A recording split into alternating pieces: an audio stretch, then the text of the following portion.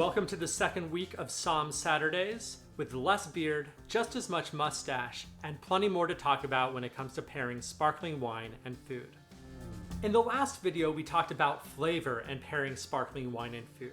This week, we're going to talk about the other central component that I take into account, and that's texture. Of course, my focus, as always, will be to discuss pairing Treveri's wines with food. However, everything we talk about today can apply not only to sparkling wine, not only to Treveri's wines, but wine in general. This week, we're going to be pairing something that's a little bit different, a 100% sparkling Syrah.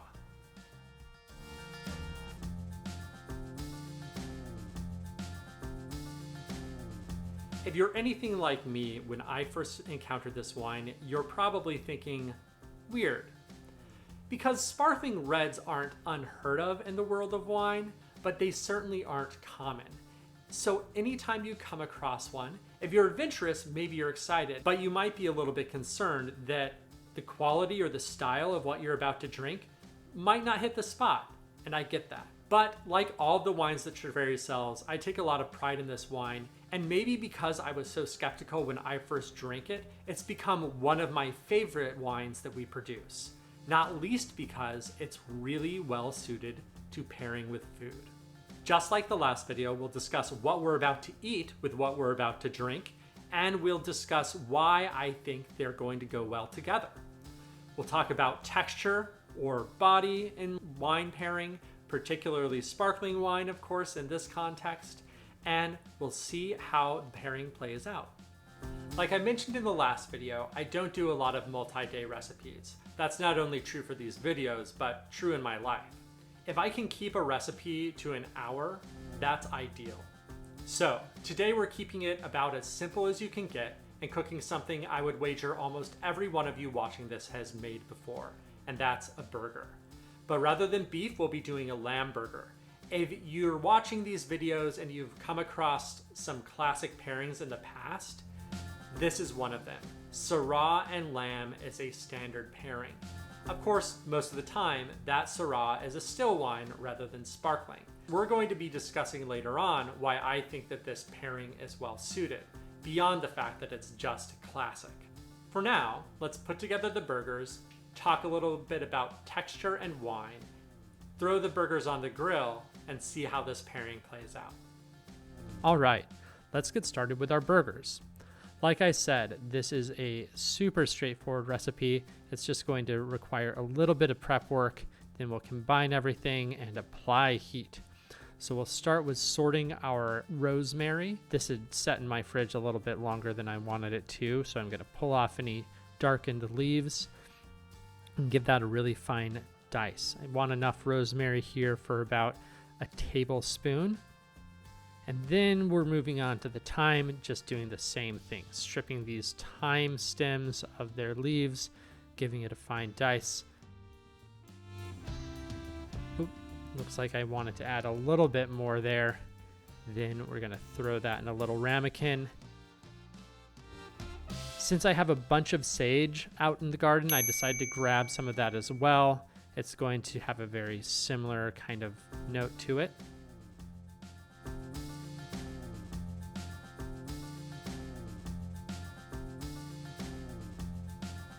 And I throw that in with the rosemary. Get ourselves cleaned up and on to the rest of the ingredients. Since I like to make enough to always have leftovers, I'm doing a double recipe. So we'll start with 2 pounds of lamb meat rather than the typical one. We'll have garlic powder, the thyme, rosemary, and sage that we prepped earlier, salt, and pepper. Then we're just gonna combine all of that. That's the 2 pounds of lamb. It'll be 2 tablespoons of garlic powder. I know that's a lot, but there's not a whole lot else flavoring this, so we'll be generous. We have our rosemary and sage on in there, about a tablespoon of each, about a tablespoon of thyme, and a healthy sprinkling of salt. I think I'm making up for not showing the addition of it last week. Then a couple good grinds of pepper,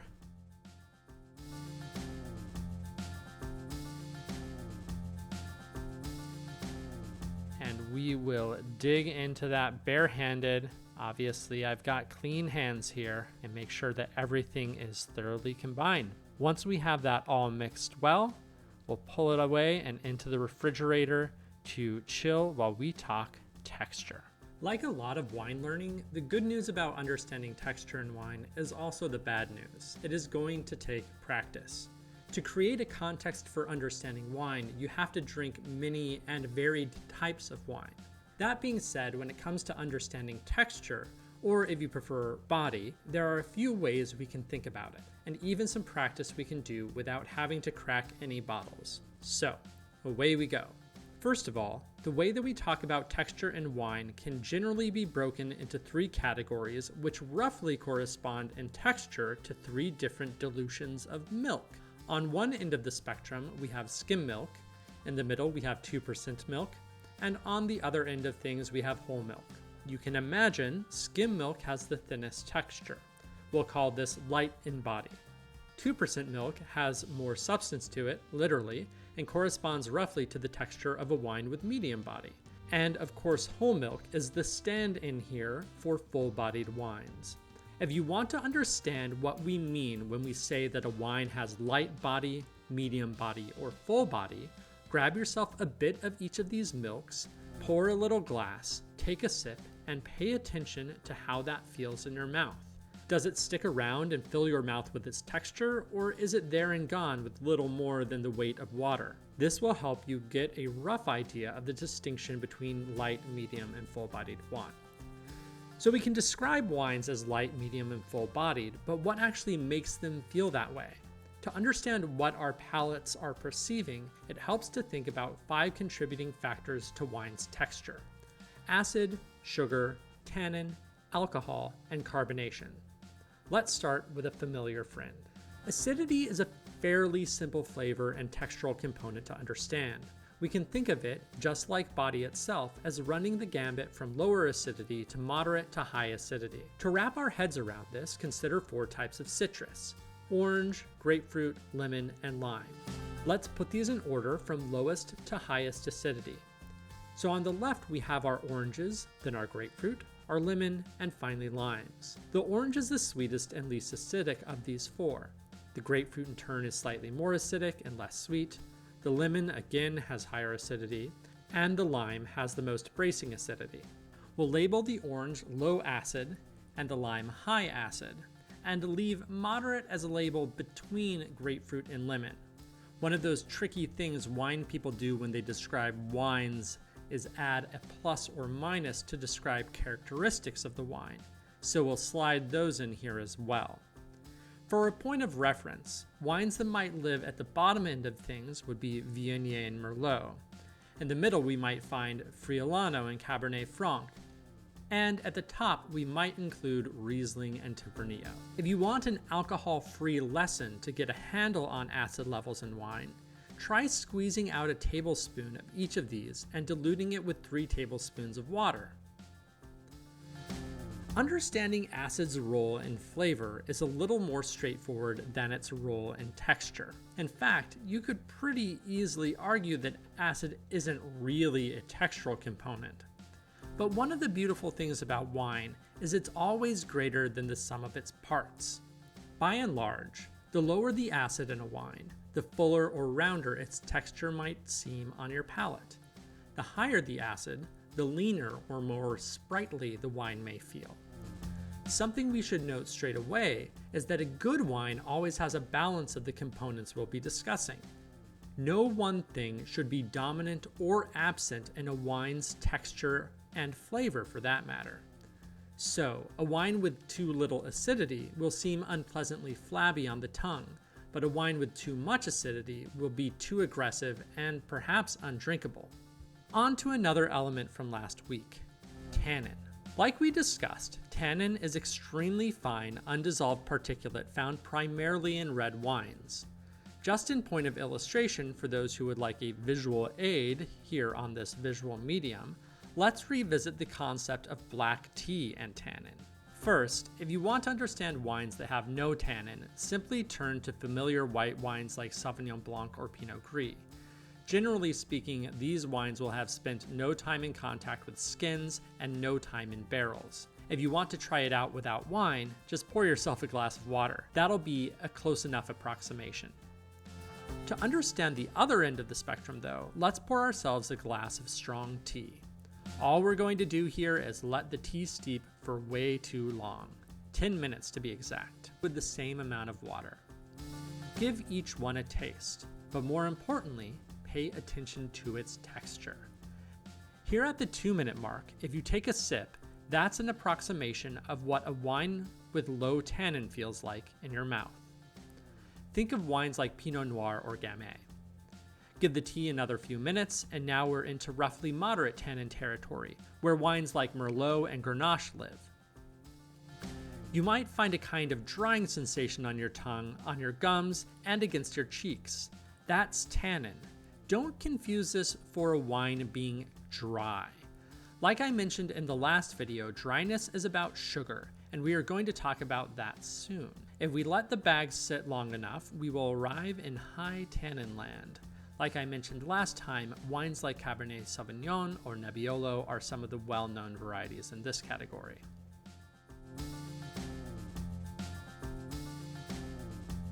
Since we just touched on it, let's discuss sugar and its impact on wine's texture as well as flavor, since the two go hand in hand. For this exercise, let's squeeze out half of a lemon and dilute it down with about 4 times as much water. Take a little sip and notice 3 things: the serious acidity, the total lack of sugar, and how similar to water the liquid feels.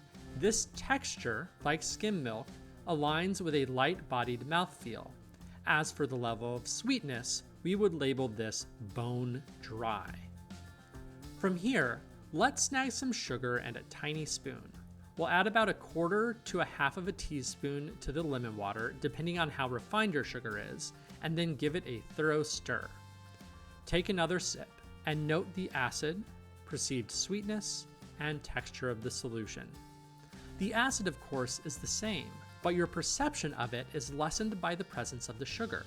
You probably wouldn't call this sweet, so we'll categorize it as dry, and the texture is just a little heavier on the palate. With the addition of another bit of sugar, we can re-evaluate. Again, the same acid is present, but the sugar is starting to become more perceptible. We're getting into the realm of off-dry sweetness. And again, the texture is just a bit heavier. Another dose, the same acid level. Now there is a clear note of sweetness, and we'll call this semi-sweet. The texture? You guessed it, a touch more viscous once again. And one more round takes us properly into the category of sweet. The acid has held constant, but as the sugar increases, so too does sweetness and viscosity. So the more sugar that is in a wine, the richer or heavier the texture. This is why it's essential for sweet wines to retain sufficient acidity, so their texture has a counterbalance and avoids being, frankly, pretty gross. This is getting long, so I'm going to keep alcohol quite short. Suffice to say that like all of these elements, alcohol in wine is discussed on a spectrum, from low to high. Table wines can range from 10.5% alcohol by volume at the low end, and sometimes lower, to 14.5% ABV near the high end, and sometimes higher.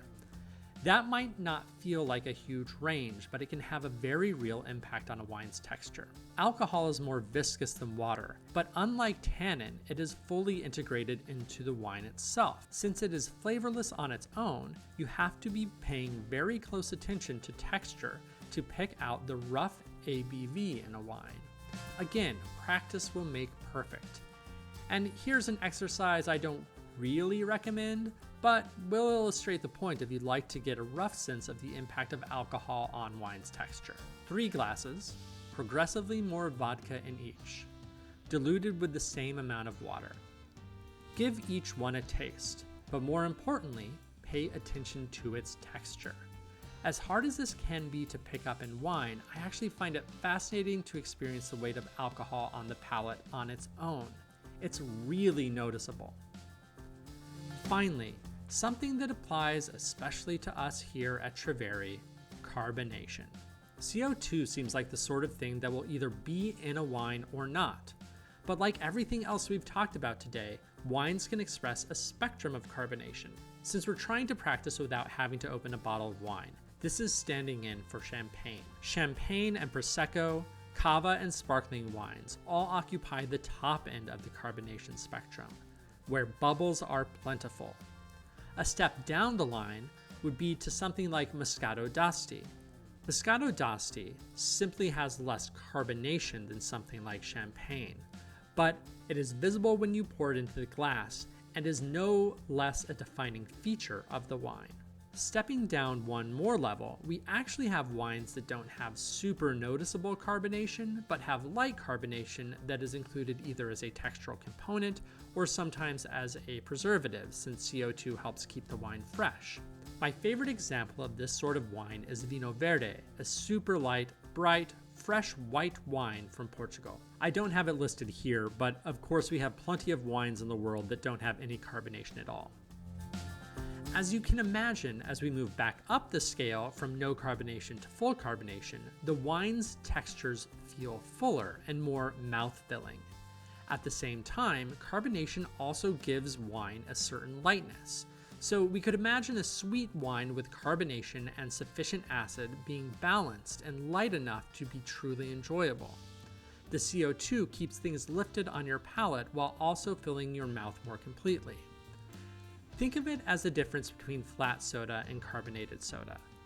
Also, CO2 just makes wines more fun to drink.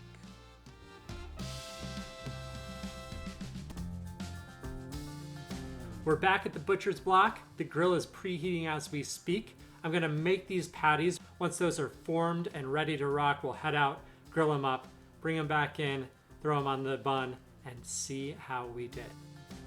Let's talk briefly about why I think this pairing works. First, there's 3 components of the flavor in this lamb burger that I think will work with the Syrah. First of all, both the patties and the Syrah have a little bit of an herbal note to them.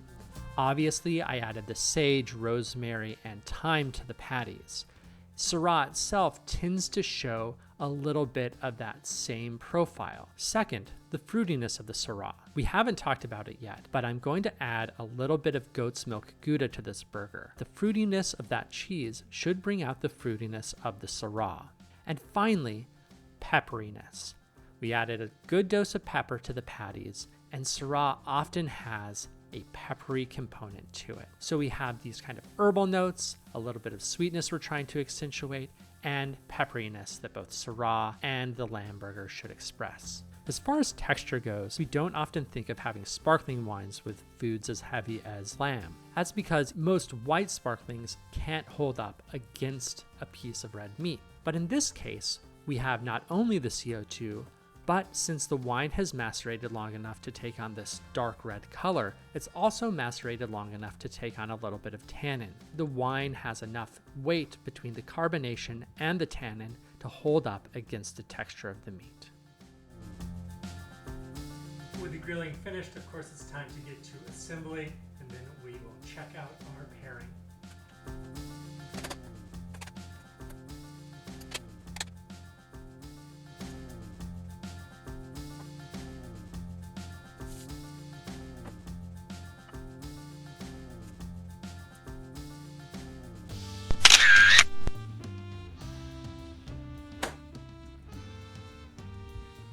I have my burger and my wine.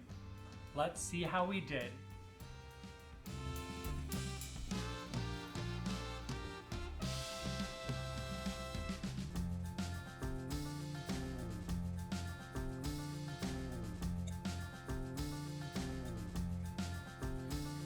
Pairing works really nicely. The greens from the garden are maybe a little bit too bitter for this particular wine. So if I wasn't on camera, I might pull those off of there. And I might pull them off of there even though I am on camera.